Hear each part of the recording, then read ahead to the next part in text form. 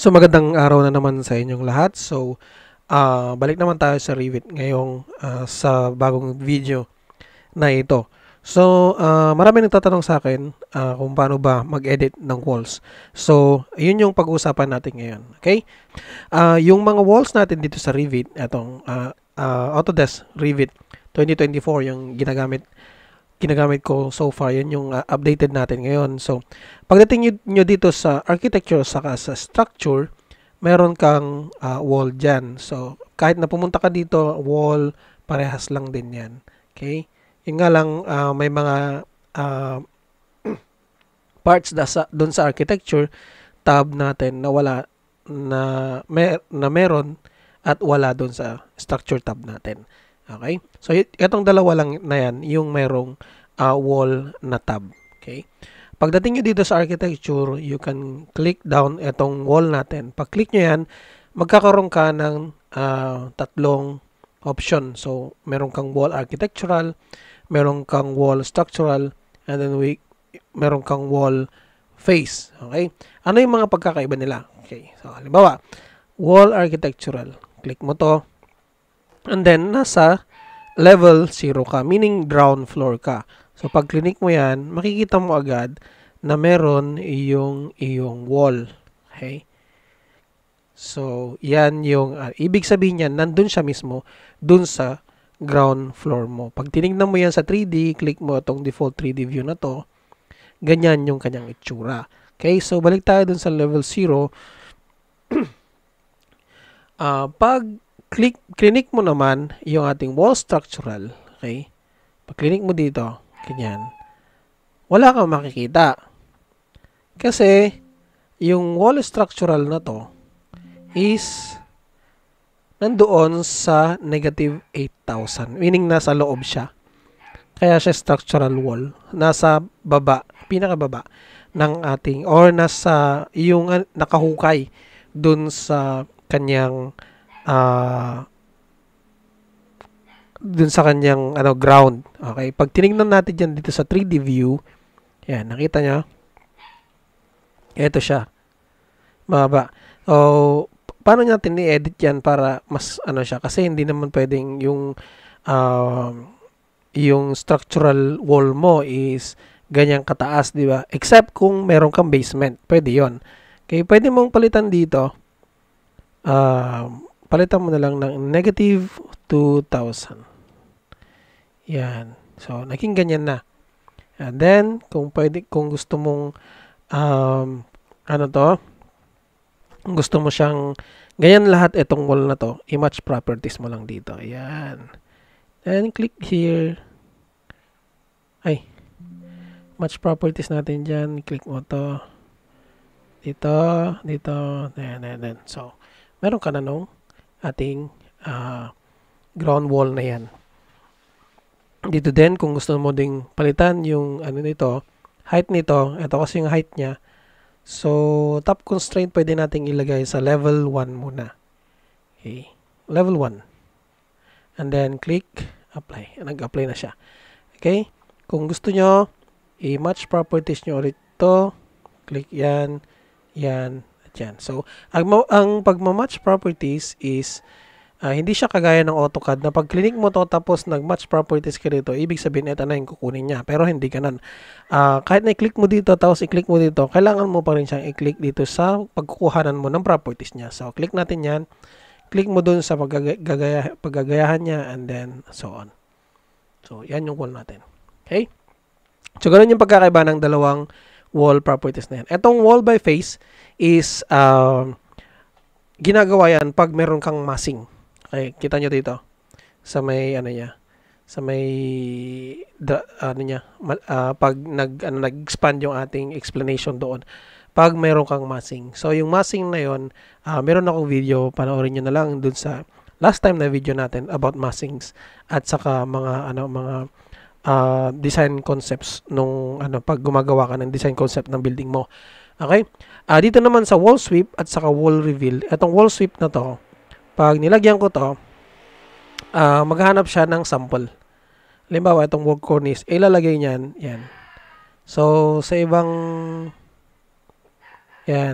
video din naman to. Ano, ibig sabihin meron siyang cornice at saka meron ka ding wall reveal. Reveal means yung wall mo is magkakaroon ng recess. Yan. Kita nyo? Yan siya. So, that will be on another video. Okay? Control C natin yan. Then, paano kung dun sa wall mo, itong naggumawa ka ng wall mo, sabi natin architectural, and then dito sa properties mo or dito sa drop down mo na to, wala kang mahanap na kapareha or yung gusto mo na wall. Okay? Madali lang yan. Kuha ka lang ng kahit na anong wall wall family dito. Ang pinaka gusto kong kunin dito is kahit dito kahit dyan. Ayan. Yan na lang. And then, ang pwede natin ditong gawin is i-edit natin siya. Click nyo tong edit type na to. Yan. Click yan. And then, pwede nyo siyang i-duplicate. Okay? Pag dinuplicate nyo yan, kailangan nyong palitan ng pangalan. Sabihin natin 100 mm na hollow blocks tapos plaster siya. So, sabihin natin 100 mm CHB wall. Yan. Then, click OK. So, dito, pwede na natin siyang palitan. Okay? Dito sa structure, pwede mo siyang palitan. Click mo lang tong edit na yan. May lalabas dyan. So, ibig sabihin nito, ito yung structure mo which is brick or concrete. Pero, gusto nating hollow blocks, di ba? So, pag gusto mong palitan to, i-click mo to, double click, yan, click mo yon yung may kasi siya dito. Ayan yung button na yan. Click mo to. May lalabas dyan. Ngayon, hanapin mo yung blocks na material. Okay. Ito, concrete masonry units or kahit ano dyan. Kasi pares naman. Yung floor block, hindi. Pero ito, usually pag sa hollow blocks ang ginagamit ko is concrete masonry units. Okay. Yan. Then, click OK. So, magbabago yan. Ito. So, yung thickness niya is 100 mm, di ba? So, palitan natin ng 100. Okay? And then, dito sa core bound, wala yan. Wala dito, saka dito. Kasi, yan, default niya yan. Hindi mo yan mapapalitan. Ang gagawin mo dyan is mag-insert ka. Pag nag-insert ka, mag-insert yan sa taas. So, gusto natin nandito siya sa labas. No? Dito sa before the number 4 at saka after ng number 4 at saka before ng 1. Okay? So, ito, i-up natin siya. Ayan. Okay, para makita nyo mamaya. Palitan natin siya. Hindi na siya structure, kundi finish na siya. Ayan. Finish 1. Dito ulit tayo sa baba. And then, mag-insert ulit tayo. And then, click nyo naman yung down. Kasi nandito dapat siya sa baba. So, nakita nyo, ito yung structure niya, yung finish, and then finish din ulit. Palitan natin siya ng finish 2. Okay?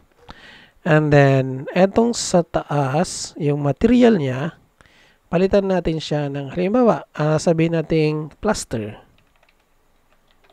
Okay? Yan, plaster. Plaster lang siya. Click OK. And then dito din, palitan din natin siya ng plaster. Click OK. And then, OK. Yun na yan. Pwede na yan. Ay, hindi pa pala. Kailangan mong maglagay ng thickness. Kung ayaw mo maglagay ng thickness, parang okay lang din naman. Pero kung gusto mo, maglagay ka lang ng thickness. At least yung mga plaster natin nasa 15 to 20 mm. So, lagyan natin 15. Ito, 15 naman. Okay. So, plaster pa lang yan. Paano kung may pintura? Okay, sabi natin may pintura sa labas at saka sa loob. So, ibig sabihin kasi nito, dito sa tuktok, yan yung exterior side mo. Dito sa baba, yan yung interior side niya. Okay? So, dito sa exterior side, magdadagdag ulit tayo dito. Insert. And then, lalagyan natin ng finish 1 ulit. And then, palitan natin siya ng paint. Paint.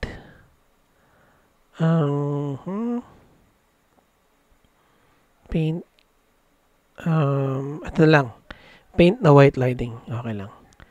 And then, dito naman, mag-insert tayo. And then, down natin. Palitan natin ng finish 2. And then, yung ano natin is paint. Paint white lining. Okay. So, sample ko lang yun pero pwede nyong i-edit yung mga ibang materials niyan. So, that will be also on the next na mga videos. Okay, click OK nyo. Okay na to.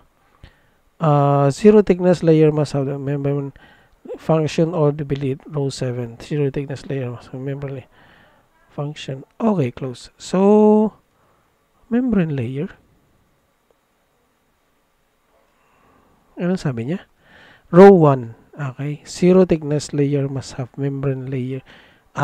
Okay. So, ang sabi niya, pag nag-zero thickness ka dito, kailangan mo mag-insert ng membrane. Okay. Membrane layer. Okay. And then, ayan lang natin yan. Dito din naman, mag-insert ka dito, membrane layer yan. Okay. Subukan natin. Zero thickness layer must have membrane layer function or to be deleted. Okay, so close natin to. Pwede nating delete yan. Hindi ko masyadong naintindihan yung kanyang So, delete natin yan. Dapat hindi pala siya finish kasi kailangan mo mag-thickness doon. So, yung thickness natin, kasi pwede nating lagyan ng thickness or pwede mong lagyan ng membrane layer to. Tapos, eto. Pwede yan. Kasi yung membrane layer natin is zero thickness siya. Pero yung mga pintura natin, wala namang may thickness naman yun, di ba? So, lagyan na lang natin. So, finish 2 and then itong finish 1 and then sabihin natin 1 mm. Yan lang. And then 1 mm din to. Then click OK. And then apply. Okay. So, subukan natin maglagay ng wall dito. So, ito na nakita nyo. May basic wall na kayo na 100 mm CHP. So, click natin yan. And then, dito. And dito. Dito. Then dyan. So, nakita nyo, iba na yung itsura niya. So, kung gusto nyo palitan yung itsura niyan, dito lang yan. Ayan. Visual style, pwede nating lagyan ng consistent colors. Or pwede lagyan ng realistic. Pag realistic medyo babagal yung inyong yung inyong unit kasi magka-calculate yan ng matagal. Okay? Balik na lang natin dun sa hidden line or shaded. Yan. So nakita niya iba siya dun sa brick wall. So ganyan mag-reconfigure ng ating wall. So, nakakuha na kayo ng basic wall nyo na 100 mm CHP. Pag tinignan nyo yan sa 3D, okay, iba siya. Yan.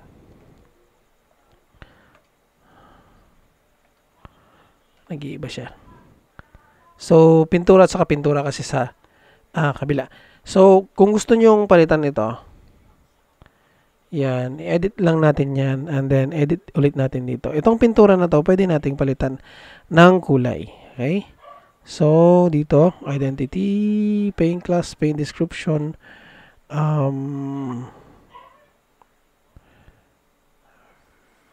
paint, graphics. Ito yan, okay? Dito sa may create or duplicate material. Pwede nyo palitan yan. Pero that will be on the next na na tutorial natin. So, that's it. Yan lang naman yung natin, yung pag-aaralan natin o yung tutorial natin for today. Okay? So, yun lang. Have a good day everyone.